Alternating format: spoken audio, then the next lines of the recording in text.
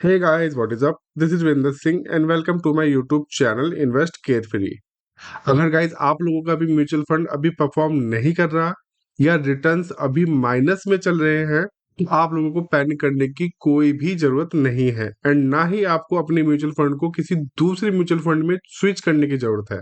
मैंने पिछले कुछ दिनों से नोटिस किया है कि कुछ लोग पैनिक कर जाते हैं क्योंकि उनका म्यूचुअल फंड या तो ग्रो नहीं कर रहा या तो उल्टा अभी उसका एनएवी फिलहाल माइनस में चल रहा है एंड इसी डर से वो अपने म्यूचुअल फंड को स्विच कर लेते हैं। एंड उनके स्विच करने का रीजन मोस्टली यही होता है कि उनको दिख रहा होता है कि बेशक अभी फिलहाल उनका म्यूचुअल फंड ग्रो नहीं कर रहा बट कोई दूसरा म्यूचुअल फंड किसी और कैटेगरी में अभी भी अच्छा खासा परफॉर्म कर रहा होता है, तो वो उस म्यूचुअल फंड के अंदर फटाफट से स्विच कर लेते हैं। गाइस बिलीव मी, ये उन लोगों की सबसे बड़ी गलती होती है एंड अगर आप भी यही करेंगे तो ये आपकी भी सबसे बड़ी गलती होगी।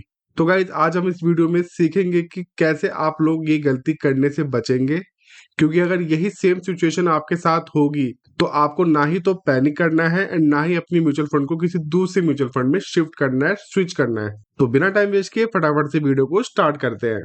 दोस्तों आपको समझना होगा कि ये सब बिल्कुल नॉर्मल है। म्यूचुअल फंड का अंडर परफॉर्म करना या इनफैक्ट किसी भी ईयर में म्यूचुअल फंड का माइनस में रिटर्न देना, ये सब कुछ बिल्कुल नॉर्मल है। स्टॉक मार्केट में हर साल कंटिन्यूअसली ग्रोथ नहीं होती।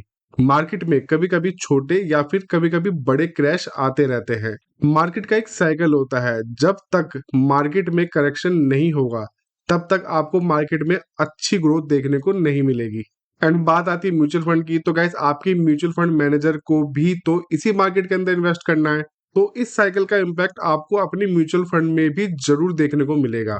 बट इसका मतलब ये नहीं है कि अब आपका म्यूचुअल फंड डेड हो गया है एंड अब ये कभी परफॉर्म करेगा ही नहीं। अगर आप एक लॉन्ग टर्म के पर्सपेक्टिव से देखें, अप्रोक्स 10 ईयर के पर्सपेक्टिव से, तो आपको देखने को मिलेगा कि कुछ साल तो म्यूचुअल फंड ने आउट परफॉर्म किया बट फिर बीच में कुछ साल उसी म्यूचुअल फंड ने अंडर परफॉर्म भी किया, जो कि एक नॉर्मल बात है। And at the end overall आपकी म्यूचुअल फंड ने या किसी और की म्यूचुअल फंड ने लास्ट में जाके एक डिसेंट परफॉर्मेंस एंड ग्रोथ दी, क्योंकि म्यूचुअल फंड एक डिसेंट ग्रोथ के लिए ही जाना जाता है। यहाँ आपको 12 से 15 या फिर 18% के ही रिटर्न देखने को मिलते हैं। यहाँ पे किसी स्टॉक की तरह आपको कोई मल्टी बैगर मूव देखने को नहीं मिलेगा कि एक दिन के अंदर या एक महीने के अंदर ही आपका स्टॉक डबल हो गया हो या आपके म्यूचुअल फंड का एनएवी डबल हो गया हो। ऐसा कुछ यहाँ देखने को नहीं मिलेगा। एक म्यूचुअल फंड से एक डिसेंट परफॉर्मेंस की ही उम्मीद की जाती है। बट कुछ लोग अपने म्यूचुअल फंड को नेगेटिव में देखकर ही पैनिक हो जाते हैं एंड फिर या तो वो लॉस में एग्जिट ले लेते हैं या फिर किसी दूसरे म्यूचुअल फंड में ग्रोथ देखकर उसमें स्विच कर लेते हैं एंड यही उनकी सबसे बड़ी गलती होती है। अगर आप अपनी म्यूचुअल फंड से किसी दूसरे म्यूचुअल फंड में स्विच होंगे तो आपको अप्रोक्स 3% तक का टैक्स भरना ही पड़ेगा एंड उसके साथ साथ आपको जो कंपाउंडिंग का फायदा होने वाला था कुछ सालों में, वो भी अब नहीं होने वाला। आपको फिर से एक नई शुरुआत करनी पड़ेगी। एंड बात यही खत्म नहीं हो जाती, इसके अलावा भी काफी रिसर्चेस में पाया गया है कि जो एक ही म्यूचुअल फंड में इन्वेस्टेड रहते हैं वो अगर उस म्यूचुअल फंड से ईयरली 15% के आसपास का प्रॉफिट जनरेट कर पाते हैं तो उसके कंपैरिजन में जो लोग बार बार म्यूचुअल फंड स्विच करते हैं वो उन लोगों से 2 से 3% का कम प्रॉफिट जनरेट कर पाते हैं। अब इस 2 से 3% के गैप के अंदर ही अगर आप टैक्स भी इंक्लूड करेंगे तो आप समझ ही पाएंगे कि आप कितना बड़ा लॉस कर रहे हैं अपना किसी भी दूसरे म्यूचुअल फंड में शिफ्ट होके। तो दोस्तों आपको ये गलती बिल्कुल भी नहीं करनी। आपको अपने गोल के according best mutual fund pick करना है। अब आप चाहे एक म्यूचुअल फंड में इन्वेस्ट करें या फिर 2 या 3 अपने गोल के अकॉर्डिंग।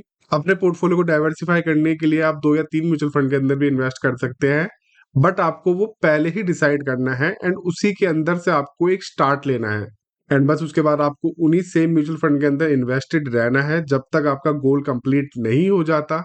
चाहे आपका म्यूचुअल फंड एक ही प्राइस पे स्टेबल रहे या फिर वो माइनस में ही क्यों ना चला जाए, आपको वेट करना है, क्योंकि हर म्यूचुअल फंड के पीछे एक एक्सपीरियंस्ड फंड मैनेजर होता है जो खराब से खराब सिचुएशन में भी आपके म्यूचुअल फंड के प्राइस को स्टेबल रखने की कोशिश करता है। एंड जैसे ही मार्केट नॉर्मल हो जाती है, स्टॉक मार्केट भी स्टेबल हो जाती है, तो आपको उसका इम्पैक्ट अपनी म्यूचुअल फंड में भी देखने को मिलेगा। आपको फिर अपनी म्यूचुअल फंड में भी ग्रोथ देखने को मिलेगी। सो गाइज आई होप आपको अब सब कुछ क्लियर हो गया होगा कि आपको इस सिचुएशन में क्या करना चाहिए एंड क्या नहीं। तो अब मैं उम्मीद करता हूं कि आप इन छोटी मोटी सिचुएशन से डर के अपनी म्यूचुअल फंड को सेल नहीं करेंगे, ना ही किसी दूसरे म्यूचुअल फंड में स्विच करेंगे।